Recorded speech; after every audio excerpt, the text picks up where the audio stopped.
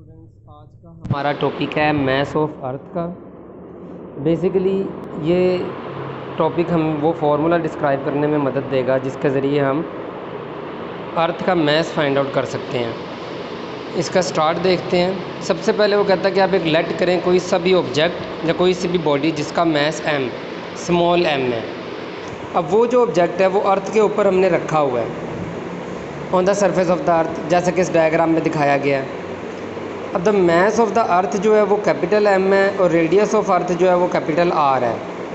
The distance जो है हमारे पास of the body from the centre of earth will also be the, क्योंकि ये almost on the surface of earth है तो distance from the object centre of the body is also equal to the radius of the earth. तो law of gravitation के according जो gravitation force act करती है, universal of gravitation हमने जो पढ़ा था उसके अकॉर्डिंग जो F है वो इज़ इक्वल टू है G(m)(m)e ओवर R का स्क्वायर।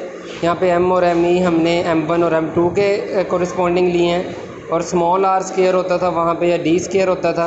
यहाँ पे चूँकि डिस्टेंस हमारे पास कैपिटल R है तो इससे हम R का स्क्वायर ले रहे हैं। तो जब हम यहाँ पे अब चेक आउट करते हैं कि जो फोर्स है F, ये हमें पता है कि ये इक्वल टू वेट होती है, क्योंकि ये वो फोर्स है जो फोर्स किसी भी ऑब्जेक्ट के ऊपर लग रही है when it pull toward the centre of its earth. तो फोर्स इक्वल टू वेट और weight is equal to mg है। तो हम इस इक्वेशन में F की जगह क्या लगा देंगे, अब mg लगा देंगे। दोनों साइडों पे जो m है वो m से क्या हो जाएगा, कैंसिल। हमने चूँकि mess of earth me find out करना है, कैपिटल me, तो ये कैपिटल me अपनी जगह पे ही रहेगा।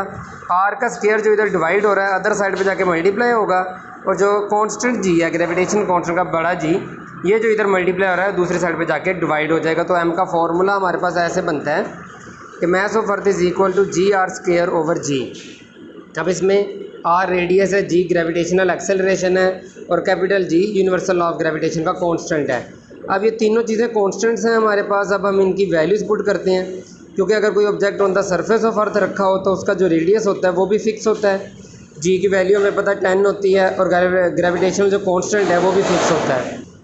तो जब हम इन तीनों को वैल्यू सब्सिट्यूट करके इनको सॉल्व करते हैं तो हमारे पास जो आंसर आता है वो है 6 × 10⁻24, और मैथ का यूनिट जो कि किलोग्राम है, तो इसलिए हम कहते हैं कि मैस ऑफ अर्थ जो है वो 6 × 10⁻24 kg है।